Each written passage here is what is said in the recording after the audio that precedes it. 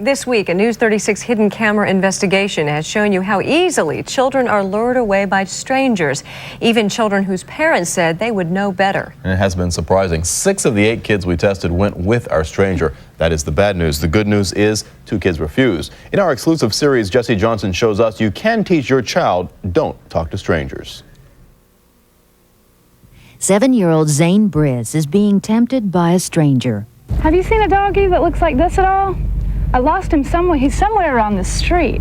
What Zane doesn't know is that the stranger is actually a News 36 college intern, and Zane's mother, Vicky, is secretly watching him and his little brother. She wants to see if they've learned from her the dangers of strangers. I'd like to bet in favor of my children because they're very cautious children. You hadn't seen any dog? I've been looking for him all morning. Would you mind hopping in the car with me and we'll go see? I think he might be down the street.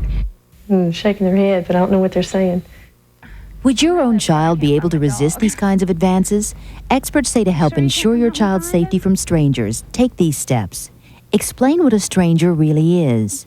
Unfortunately, the child perceives this stranger or this person that may harm them as an individual that looks weird, when in most cases it is not. The simplest rule to follow is a stranger is just simply any person you do not know.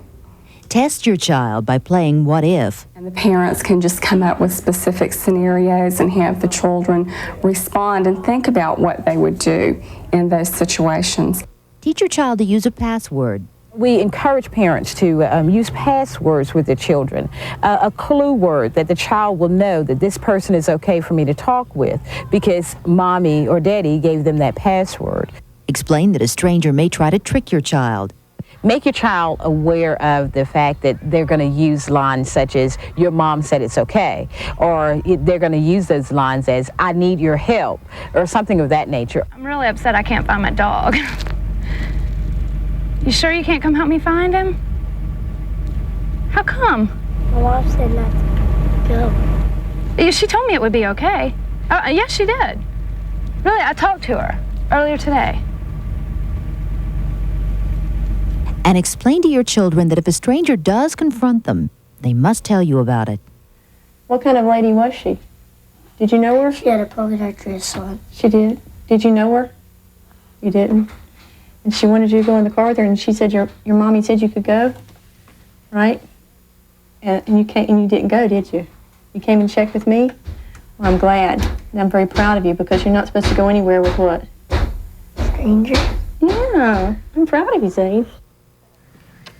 Well, Vicky's pride is certainly justified. In our exclusive study, we tested 8 children, and her son was one of only 2 who did not go with a stranger. If you'd like to teach your child about the dangers of strangers, we have a free brochure for you. Call us at 329-3600 for your copy.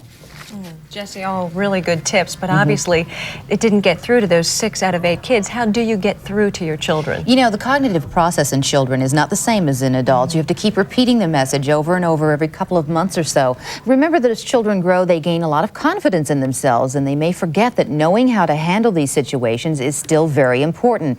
And the other thing to remember is that even though you talk to your child about strangers, you are still the one who's responsible for your child's safety. So don't put him in a situation where he's at risk of being taken by a stranger. A lot of people think it's the school's responsibility or the park's official's responsibility. It is not. It is parents' responsibility. Right. A very educational series. Thank you, Jesse. Thank you, Jesse.